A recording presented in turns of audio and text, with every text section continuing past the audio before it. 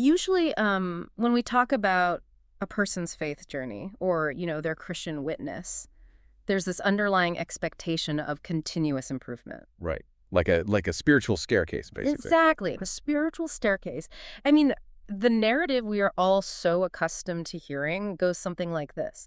You get saved, you start reading your Bible, you stop cursing, you start volunteering at church. Join a small group. Yeah, you join the small group, and your trajectory is just this clean, unbroken upward slope toward holiness. It's a very measurable. I mean, it's a very linear progression. We tend to gauge spiritual maturity by how far away someone has gotten from their messy beginnings. We really do. We love our testimonies to have a very messy before picture and then this completely sanitized, triumphant after picture. Oh, for sure. And I think we especially project that expectation onto our spiritual leaders, right? We want the people standing behind a pulpit or, the guys writing theology books to be the finished product. We want them to embody that triumph over sin. Almost as a guarantee that the system works. Yes, exactly. Like proof of concept. Which, that makes sense on a certain level. The desire for sanctification is deeply biblical. We are called to grow.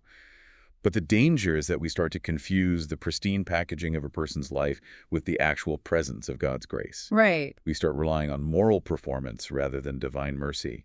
And that is a very dangerous swap to make. But then, you step into a world of intense persecution or a world of severe, undeniable human frailty, and suddenly that clean spiritual staircase is completely demolished. He's just gone. Yeah, you are left looking at a spiritual landscape that is undeniably murky. I mean, it's muddy, it's uncomfortable, and yet, oddly enough, it might be the most accurate picture of what faith actually looks like in a fallen world. Because it strips away all the cultural trappings we've attached to Christianity. It forces us to look at the raw, bare-bones mechanics of grace. Which is exactly where we are heading today. We are doing a deep dive into Graham Greene's classic 1940 novel, The Power and the Glory. Such an incredible book. It really is. And we are going to look at it specifically through the lens of our own daily practical faith. Because if you're listening to this, you want to grow in your walk with Jesus, right? Mm-hmm. You want to understand the Bible more profoundly without getting bogged down in overly academic theology. You want the practical application. Exactly. So our mission today is to explore how this gritty historical fiction story about a deeply flawed, on-the-run whiskey priest can actually shatter our spiritual pride.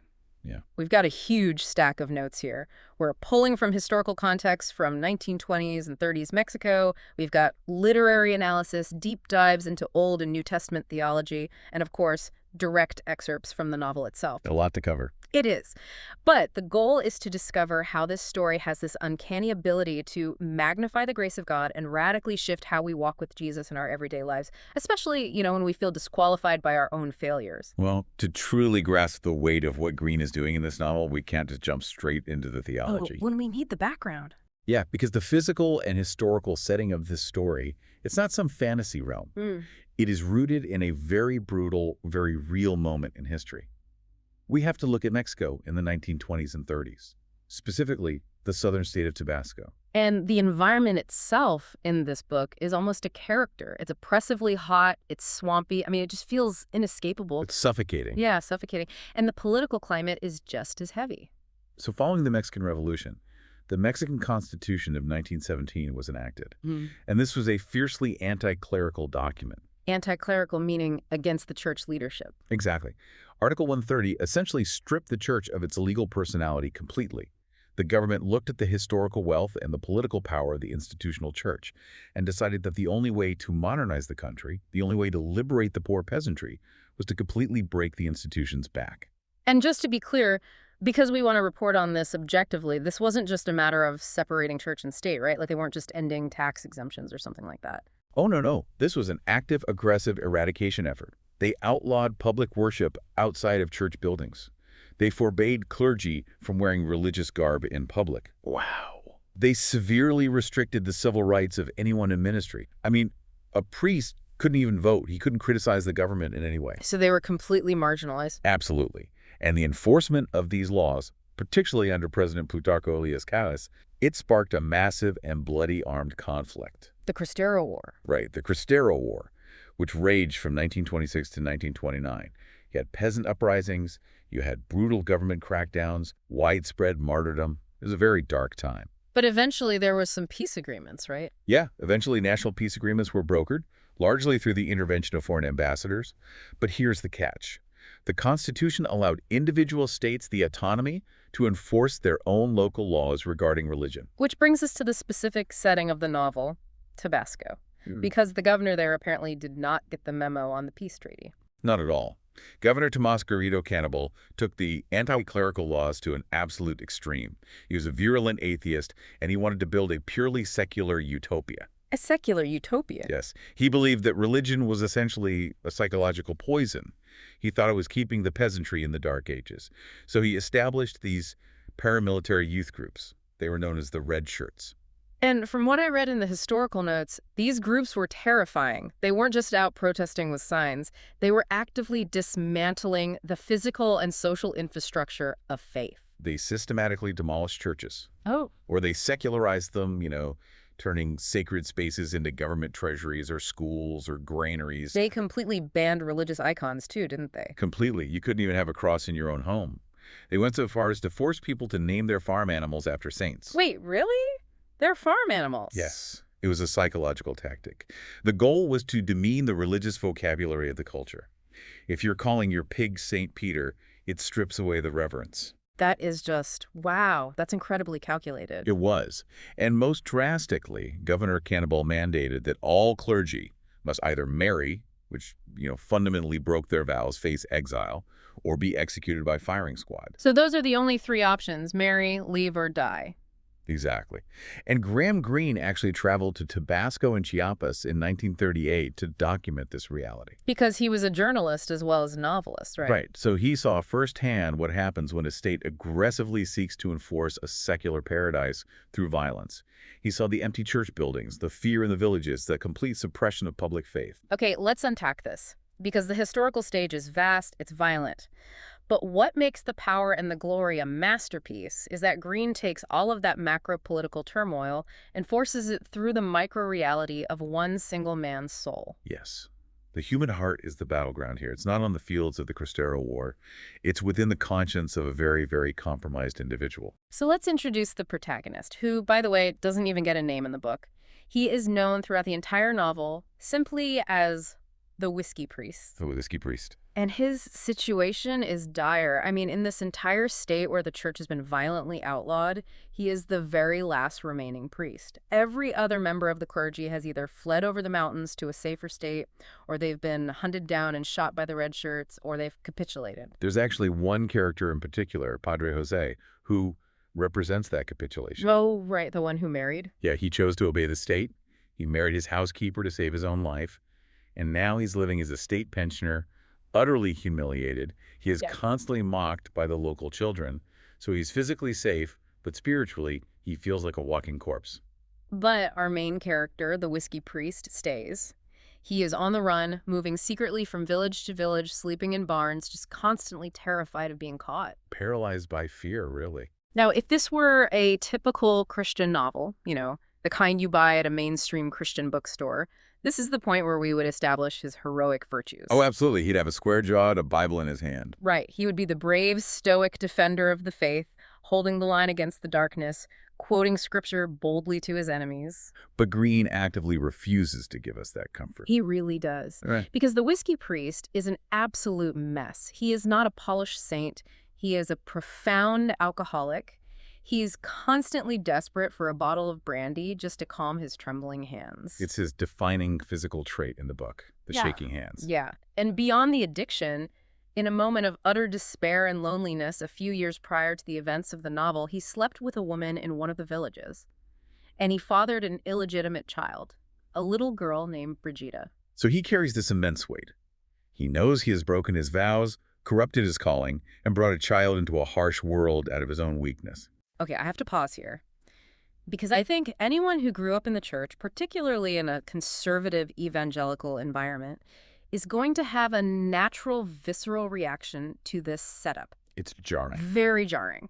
Because if the goal of our faith is to be transformed by Christ, to pursue holiness, and to flee from sin, how can a guy who is actively living in sin, drunk, and failing his moral duties be a model for Christians today? Doesn't this lower the bar for biblical morality? I mean, it feels like we are romanticizing compromise. That is a crucial tension, and is one that evangelical readers have to confront head-on when reading this book. We absolutely affirm the biblical call to personal holiness. Right. Be holy as I am holy. Exactly. Scripture is clear that we are called to be transformed by the renewing of our minds, to put to death the deeds of the flesh. But what Greene is illustrating is not an endorsement of the priest's sin. He's not saying it's okay. No, he's not saying sin boldly because grace abounds. Rather, he's providing this stark, really uncomfortable illustration of the Apostle Paul's words in 2 Corinthians chapter 4, verse 7. Okay, let me read that. But we have this treasure in jars of clay to show that the surpassing power belongs to God and not to us. Yes. Let's think about what a jar of clay actually was in the first century. It wasn't a piece of fine, decorative pottery that you put on a mantle to show off. Like fine china? Right, not fine china. Earthen vessels were cheap, disposable, ubiquitous. They held water, they held oil, sometimes they held refuse. They were fragile and easily cracked. Paul uses this incredibly mundane, ordinary image to describe the human messenger of the gospel. And this priest is emphatically, undeniably a cracked jar. Very cracked. He is frail, he is sinful, and he is just exhausted. But the gospel treasure he carries, the grace of God, the truth of Christ's redemption that he administers to these frightened villagers, is infinitely greater than the vessel carrying it. Greene forces us to separate the perfection of the message from the imperfection of the message. Which is hard for us to do. It is hard. But what's fascinating here is how the priest's failures prevent him from relying on his own righteousness. If God's grace depended on human perfection, or even on a high level of consistent moral performance, none of us could be used by him.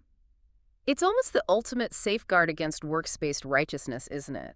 Because if the priest were a heroic, flawless martyr, we might be tempted to think he earned his place in God's kingdom through his own grit and his own spiritual discipline. And the priest himself knows this. He has absolutely no illusions about being a good person. When he reflects on his life, he refers to his past as the rubble of his failures. The rubble of his failures. That's a great phrase. He lives with the constant assumption that one day this rubble is going to completely choke up the source of grace. He genuinely assumes he is damned. There is a scene where he actually meets his daughter, Brigida. She's, what, 7 or 8 years old? Yeah, around there. And she is already hardened by the world. She is cynical, she mocks him, she has this premature loss of innocence. And when he looks at her, his heart just shatters. He doesn't feel paternal pride. He feels the agonizing weight of his own sin. He sees his own corruption living and breathing right in front of him. That agony perfectly mirrors the Apostle Paul's internal war in Romans chapter 7. Oh, the I do what I don't want to do passage. Exactly. Paul writes, "For I do not do what I want, but I do the very thing I hate. Wretched man that I am. Who will deliver me from this body of death?" The priest is living that out in real time. He hates his alcoholism. He hates his cowardice. He hates that he corrupted the mother of his child, but he finds himself trapped in his own frailties. This brings up the New Testament Greek word for sin, right? Mardia. Yes, hamartia. Hamartia. Pronounced hamartia. It is fundamentally an archery term. Meaning what exactly? It literally means missing the mark. It implies aiming at a target and falling short, or veering off course. The priest knows he has missed the mark profoundly. He knows he is a terrible shot, and because he knows this so intimately, he is completely stripped of spiritual pride.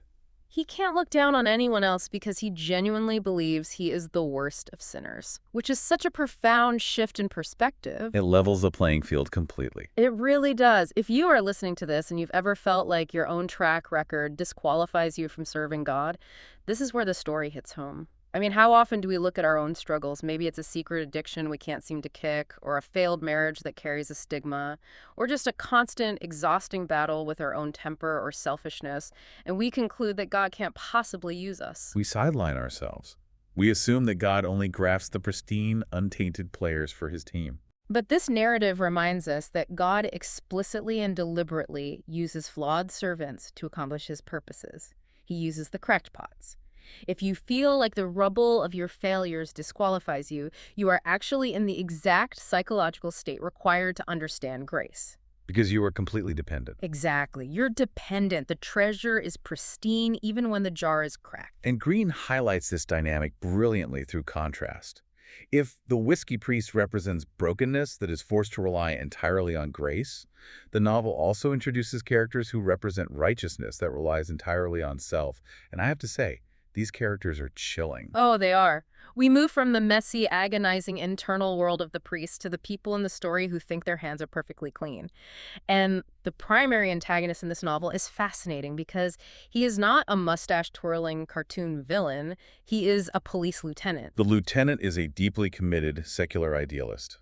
He genuinely, passionately wants to eradicate religion because he views it as a parasitic, superstitious system that exploits the poor. He thinks he's the good guy. He absolutely thinks he's the hero. In his mind, the church took the peasants' money, gave them false hope about an afterlife, and kept them compliant in their poverty. He wants to give the children books, food, and modern medicine, not prayers and rituals. You can almost understand his motivation. He looks at the historical corruption of the institutional church and wants to clean it up. He wants justice. But his pursuit of this secular utopia is absolutely ruthless. It's driven by a philosophy of pure utilitarianism.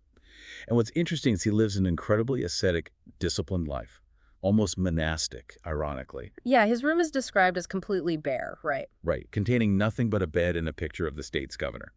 He doesn't drink, he doesn't womanize, he doesn't take bribes. He possesses a strict, unwavering moral code. But his morality has zero room for the individual human soul. Because he operates in what he calls a cooling, empty world.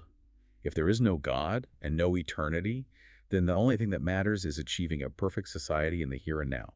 And if the future utopia is the ultimate good, then any action required to achieve it is justified. Including murder. Precisely. In his quest to catch the priest, whom he views as a dangerous carrier of the disease of religion, the lieutenant actually visits villages, takes innocent hostages, and executes them if the villagers won't turn the priest over. He shoots innocent people to achieve a utopian society. Yes. He is completely willing to murder innocent people today to build a theoretical paradise tomorrow. He does the right deed, seeking a better society for the entirely wrong reason, and it leads him to commit atrocities with a perfectly clean conscience. He has absolute morality, but he has absolutely zero mercy. It's a terrifying picture of what happens when human beings try to play God. When we decide we have the absolute moral high ground, we become capable of incredible cruelty. And Greene doesn't just critique the secular state here. He shows us that the exact same danger exists within the walls of the church. Right. It's not just the atheists who fall into this trap. We see this in a character known simply as the pious woman. This is one of the most unforgettable scenes in the entire novel. So the priest is on the run, he's trying to find some wine to use for communion, and he actually gets arrested in a town. But the police don't realize he's the priest they are hunting. They just arrest him for carrying a bottle of smuggled brandy. So he is thrown into a local prison cell for the night. Yeah. And the conditions of this cell are nightmarish. It is pitch black, terribly overcrowded, suffocatingly hot, and the stench of unwashed bodies and urine is just overwhelming. People are weeping, arguing, suffering in the dark. And in the middle of this pitch black cell, the priest ends up having a conversation with a woman who is also locked up. She reveals that she is a good Catholic, she has all the right theology, she knows the prayers, and she's absolutely horrified by her surroundings. But she isn't just repulsed by the physical stench, she is repulsed by the moral stench. Because somewhere in the darkness of the cell, there is a couple engaging in a sexual act. Yeah. And the pious woman hears them and is utterly disgusted. She is furious that such sin is happening near her. She wants the priest to condemn them, to assert some kind of moral order in the chaos. She wants him to be a figure of judgment. But instead of condemning the couple, the priest feels this overwhelming, aching compassion for everyone in the cell. He realizes that they are all just suffering, terrified human beings, grasping for some brief moment of comfort in the dark. He sees their sin not as a reason for judgment, but as a symptom of their profound brokenness. And the pious woman is appalled by his compassion. She views his lack of condemnation as a complete failure of his pastoral duty. It's like a person who shows up to the emergency room at a hospital, sees people bleeding everywhere, and starts complaining that they are ruining the aesthetic of the waiting room. That's a perfect analogy. They are offended by the sight of blood, completely forgetting that the hospital is exactly where the sick, bleeding, and dying belong. The pious woman believes that her religious devotion should insulate her from the messiness of humanity. If we connect this to the bigger picture, It perfectly mirrors Jesus' parable of the Pharisee and the tax collector in Luke 18. Oh, absolutely. Let's unpack the mechanics of that parable because it's so foundational here. So, in Jesus' story, the Pharisee stands in the temple and prays, thanking God that he is not like other men. He literally lists the people he is superior to: extortioners, the unjust, adulterers, and specifically the tax collector standing nearby. He's checking all the boxes. He is. He then lists his moral achievements. He fasts twice a week. He gives tithes of all he gets. By every societal and religious metric of his day, the Pharisee is a good man. He is disciplined, much like the lieutenant, and he is religiously observant, much like the pious woman. He is incredibly confident in his own resume. But the tax collector, representing a class of people seen as traitors and thieves, stands far off. He won't even lift his eyes to heaven. He beats his breast and says, "God, be merciful to me, a sinner." And Jesus delivers the punchline that would have completely shocked his original audience. The tax collector is the one who goes home justified, not the Pharisee. To understand why, we have to look at the specific language the tax collector uses. The Greek word he uses when crying out for mercy is hilastheti. Hilastheti, Hilastoti, pronounced he, Lahstheti. Right. This is not a generic request for pity. Hilastheti is the verb form connected to the concept of propitiation. In the Greek Old Testament, the Septuagint, it refers to the mercy seat. The lid of the Ark of the Covenant. Exactly. The place where the high priest sprinkled blood on the Day of Atonement to cover the sins of the people. So he isn't just saying, feel bad for me. He is saying, let your wrath be turned away by an atoning sacrifice. He recognizes that a massive price has to be paid, and he has absolutely nothing to pay it with. He is throwing himself entirely on the unmerited, atoning mercy of God. The lieutenant and the pious woman are the Pharisee. They rely on their own moral superiority, whether that's secular or religious. They have no need for a mercy seat because they believe they have earned their standing. But the whiskey priest is the tax collector. Yes, he has no resume, he has nothing to offer but his desperate plea for hilastheti. The pious woman possesses religion, but she is completely devoid of mercy. And Greene is warning us that this is a form of spiritual death. This is such a critical diagnostic tool for our own hearts. Pride is often far more spiritually destructive than recognized moral failure. It sneaks up on you. It really does. When you look at the culture around you, or when you scroll through the news, or even when you look at the people in your own church who frustrate you, does your theology produce a judgmental, hardened heart? Do you find yourself thanking God that you aren't as messy as them?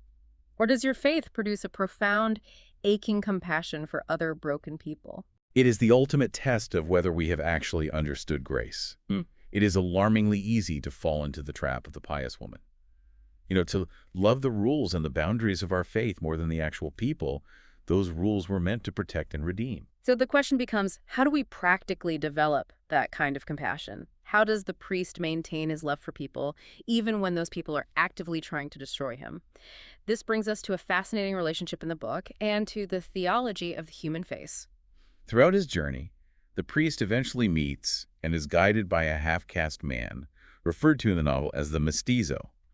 And the mestizo is a deeply, deeply unlikable character. Just repulsive. He is manipulative, complaining, physically repulsive. He's often described with yellow fangs and a whining voice.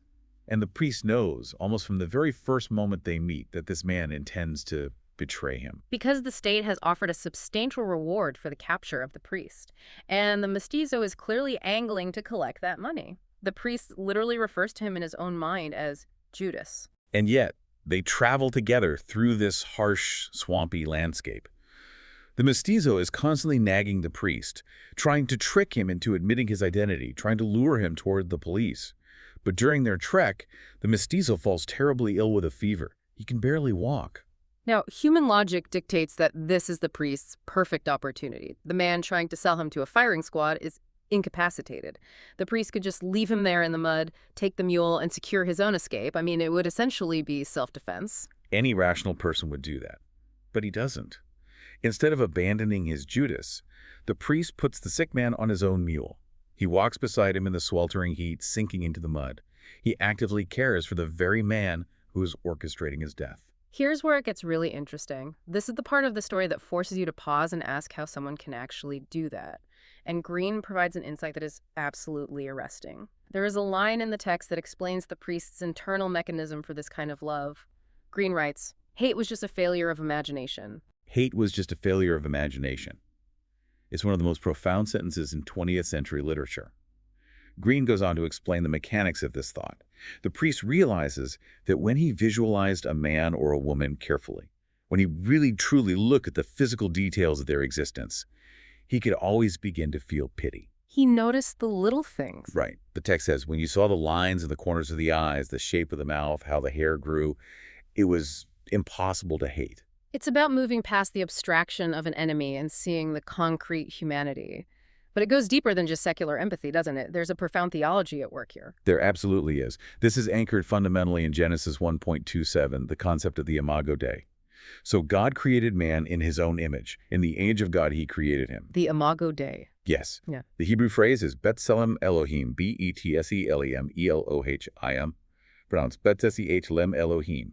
When the priest looks closely at the mestizo, even the ugly, treacherous details of the man's face, he is recognizing that this person, no matter how corrupted by sin, bears the image of the Creator. The image might be damaged, it might be heavily distorted, but it is real. It's still there. Exactly. When you truly see the imago Dei in someone, you realize you are looking at a reflection of the God you claim to worship. You cannot truly hate the reflection without ultimately hating the source, and the priest connects this human frailty to the physical reality of the incarnation. Walk us through that connection, because it's a huge leap from seeing the image of God to understanding the incarnation. Well, it ties directly to the Old Testament prophecy of the suffering servant in Isaiah 53. The Hebrew term is Eved Yahweh, Evedyaweh, pronounced EHV Yahweh. Isaiah prophesies a messianic figure who is despised and rejected by men, a man of sorrows and acquainted with grief.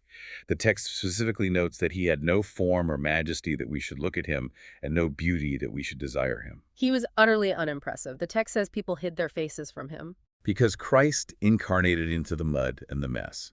He didn't come as a glowing, sanitized, aloof deity. He came with a physical face that sweated and bled. And Christ didn't die for a sanitized, morally upright, abstract world. He died for real, gritty, treacherous people. As Greene writes later in the novel, it was for this world that Christ had died. It needed a God to die for the half-hearted and the corrupt. It needed a God to die for the half-hearted and the corrupt. Think about the implications of that for your daily life.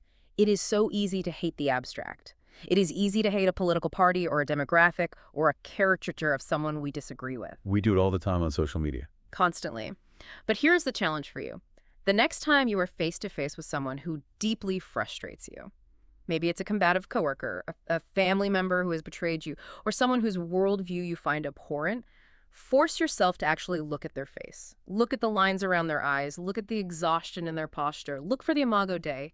If you genuinely realize that Christ's blood was shed for the undeserving, you realize that the undeserving category includes both them and you. It completely levels the playing field. The cross is the ultimate equalizer because it destroys our right to harbor self-righteous hatred. And understanding Christ's sacrifice in that gritty, realistic way completely changes how we view our own calling.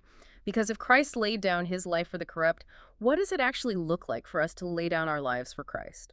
Let's be honest, we are deeply conditioned by movies and Christian pop culture to picture martyrdom or sacrifice as this cinematic, glorious event. We want the swelling music. We picture the swelling music, the brave final speech, the fearless hero looking death in the eye without blinking. We want the sacrifice to feel victorious. And Greene deliberately, surgically subverts that expectation throughout the entire book. He does this by weaving a secondary background story through the narrative. In one of the towns, there is a pious Catholic mother who secretly reads a smuggled book to her children. It's the story of a fictionalized child martyr named Young Juan. And Young Juan is the absolute epitome of sentimental Christianity. He really is. In the story within the story, Young Juan is flawless. He never disobeys. He never doubts. When the soldiers come to beat him, he smiles at them with angelic patience. And when he finally faces the firing squad, he doesn't flinch. He shouts out a noble theological speech about Christ the King right before the bullets hit. It is a completely romanticized, sanitized version of faith.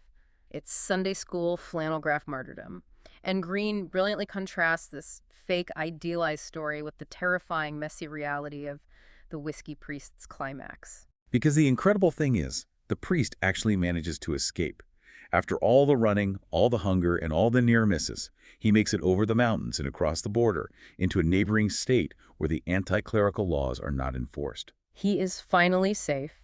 He finds a town where religion isn't outlawed, The people there welcome him. He is given a clean bed, good food, and actual wine.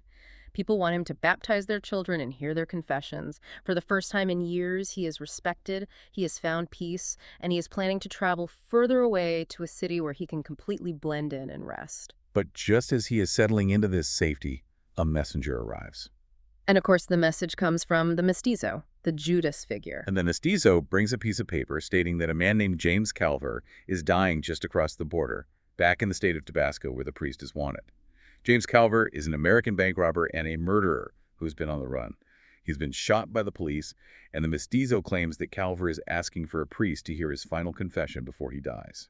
Now here's where the tension peaks. The priest knows who the American is. He has seen his wanted posters. He knows Calver is a hardened, violent killer who is highly unlikely to actually want to repent. And far more importantly, the priest knows with absolute certainty that this is a trap. He is under no illusions. He knows the lieutenant has orchestrated this whole thing. He knows the lieutenant is using the mestizo as bait and the dying American as the hook to lure him back across the border into the jurisdiction where he will be immediately arrested and executed. So if you are reading this, your immediate reaction is don't go. He knows it's a trap. He knows the guy probably won't repent. Why throw away his life? Isn't that just spiritual suicide? I mean, he could do so much more good staying in the safe state, baptizing children, and ministering to people who actually want him there. This raises an important question about what Christian calling actually looks like. Why does he go? To understand the mechanics of his obedience, we can look at the prophet Jeremiah in the Old Testament. Jeremiah 20 provides the exact psychological template for the priest in this moment. Jeremiah was known as the weeping prophet, right? His ministry was incredibly difficult. It was miserable. He was preaching judgment to a people who absolutely didn't want to hear it. He was mocked, he was put in the stocks, his life was threatened. And in Jeremiah 20, he reaches a breaking point. He complains to God, essentially saying, "You deceived me, and I was deceived." He wants to quit. He wants to walk away from his calling because it brings him nothing but reproach and derision. But then he describes what happens when he tries to quit. Yes, he says, "If I say I will not mention him or speak any more in his name, there is in my heart, as it were, a burning fire shut up in my bones, and I am weary with holding it in, and I cannot." A burning fire shut up in my bones. He can't help it. The calling isn't a joy in that moment, it's a compulsion. It is a holy compulsion. The priest has that exact same fire shut up in his bones. He cannot abandon his duty as a shepherd, even when he desperately, fiercely wants to stay in the safety of his clean bed. He looks at the situation and realizes that, despite the trap, there is a tiny, infinitesimal chance that a single human soul, even the soul of a murderous bank robber, might be saved. And that tiny chance compels him to act. It perfectly illustrates Jesus' words in John 15:13. Greater love has no one than this, that someone lay down his life for his friends. But we need to look at how he lays down his life, because it completely destroys the young Juan myth. He doesn't ride back across the border feeling heroic. He doesn't have his steely gaze of determination. He is absolutely terrified. He is trembling. He drinks to try to calm his nerves. He hates what he has to do. He knows he is walking into his own death, and he feels sick over it. But he gets on the mule and goes anyway. Because true Christian discipleship is not the absence of fear. Courage is not being unafraid. Courage is being terrified, feeling completely inadequate, and choosing to walk forward in obedience anyway. He crosses the border, he finds the dying American, and the American doesn't even want a confession. The man is belligerent. The trap springs just as expected. The lieutenant arrests him, and the gesture seems utterly futile. And when the priest is finally led out into the prison yard a few days later to face the firing squad, there is no grand spectacle. There are no swelling strings. There's no brave speech. He has to be half carried to the wall because his legs are giving out from fear. He feels like a complete and total failure. As he waits for the bullets, his final thoughts are not about how well he served God. He thinks to himself that he is going to God completely empty-handed. He feels he missed being a saint by a hair's breadth. He dies believing his life amounted to nothing. Which is so heartbreaking to read, but it is also incredibly profound. True service to Christ is often obscure. It is frequently disappointing. It is incredibly unglamorous. Sainthood, biblical faithfulness, is not about accumulating a perfect record of virtue so you can feel good about yourself at the end. It is about belonging wholly to Jesus and answering his call, even when it is inconvenient, terrifying, or when you feel like your efforts are completely wasted. It is about being a usable vessel, even if you remain acutely aware of how cracked the vessel is until your final breath. But this leaves us with a massive question. If the priest dies feeling like a failure and the secular state successfully executes him, where is the hope in this story? The lieutenant got exactly what he wanted. The church is seemingly eradicated. Did the secular utopia win? To find the hope and to understand the ultimate message of the novel, we have to look closely at the title of the book itself, The Power and the Glory. Which every Christian will immediately recognize from the doxology at the end of the Lord's Prayer. For thine is the kingdom, and the power, and the glory forever. Amen. To understand why Greene chose this, we need to look at the theological mechanics of those three words in the original Greek. Let's break them down. The first word is basileia, B-A-S-I-L-E-I, pronounced basilei, which translates to kingdom. It denotes royal power, kingship, and dominion. The second is dynamis, D-Y-N-A-M-I-S, pronounced dunamis, which translates to power. This is where we get the word dynamic or dynamite. It means inherent strength, the ability to perform miracles, or moral power. And the third is doxa, D-O-X-A, pronounced D-O-Xi, which means glory. It implies splendor, brightness, and majesty, specifically the manifest presence of God. So how do these concepts operate in the novel against the backdrop of the Mexican government? Well, throughout the book, the secular state, represented by the lieutenant, appears to have all the basileia and dynamis. They have the earthly dominion, they have the guns, the prisons, the execution squads, they possess coercive authority, they can force people to bend to their will or kill them if they refuse. They seem to hold all the cards. Because earthly power always relies on the threat of violence. But God's dynamis and doxa, his power and his glory, operate on a completely different metric. They are revealed in the exact opposite of worldly expectations. The world expects power to look like military force, political dominance, or at the very least, unshakable moral heroism. But God's glory in this novel is found in weakness. It is found in poverty. It is found in a frightened, sinful, alcoholic man who simply refuses to stop administering the grace of God to desperate people, even at the cost of his own life. It completely subverts our definition of power. The lieutenant's power can only destroy life. God's power, working through the priest's weakness, sustains eternal life. And Greene brilliantly illustrates the triumph of this divine power in a quiet, beautiful epilogue at the very end of the novel. After the whiskey priest is executed, the story shifts back to the young boy in the town. This is the same boy whose mother was reading him those fake, sentimental stories of young Juan. Yes. The boy was always bored by those sanitized stories. He inherently knew they were fake. But he had briefly met the real, flawed whiskey priest while the priest was on the run. The boy saw the man's fear, he saw his exhaustion, and he recognized the gritty reality of his sacrifice. The boy knows the priest was executed, and in that realization, something shifts inside him. The state killed the man, but the boy's reverence for the faith is actually awakened by the priest's messy, authentic martyrdom. And then on the night after the execution, there is a secret knock at the boy's door. The boy opens the door, and standing there in the dark is a stranger with a small suitcase. The stranger looks at the boy and says, "I am a priest." A new priest has arrived in secret, slipping across the border to take the dead man's place. The mission continues. The mission continues. Now, we have to note an important theological distinction here. Greene's worldview is distinctly Catholic, which means the novel heavily emphasizes the physical presence of a priest to administer the sacraments, baptism, communion, confession, as the primary delivery mechanism for God's grace. Right. And from an evangelical perspective, we hold that Christ is our sole mediator. We don't require an earthly priest to access God's grace. We have direct access through Jesus. Exactly. But the core evangelical takeaway from this epilogue is just as potent, and it ties directly to Jesus' promise in Matthew 16. Jesus asks the disciples who they say he is. Peter confesses him as the Christ, and Jesus replies, "On this rock I will build my church, and the gates of hell shall not prevail against it." The gates of hell, or in the Greek, Hades. Yes, the gates of Hades, H-A-A-D-S, pronounced H-Ds. It is crucial to remember how gates function. Gates are not an offensive weapon, they are a defensive structure. Hell is not storming the church is storming hell, and the gates of hell cannot hold out against the assault. Which means the continuation of the gospel mission doesn't rely on human competence, it doesn't rely on pristine vessels, and it certainly doesn't rely on having a favorable political climate or religious freedom. It relies entirely on the risen Jesus. The state can kill the messenger. The lieutenant can execute the whiskey priest. But they cannot kill the message, and they cannot stop the movement of the Holy Spirit. A new messenger will always arrive. This is such an incredibly vital comfort for believers today because, let's be honest, it is very easy to look at the news, to look at the shifting culture, and feel like earthly, secular power is winning. You might look at the hostility toward Christian values and feel that the church is losing the culture war, or that goodness is vulnerable and weak in the face of institutional opposition. But earthly power is inherently transient.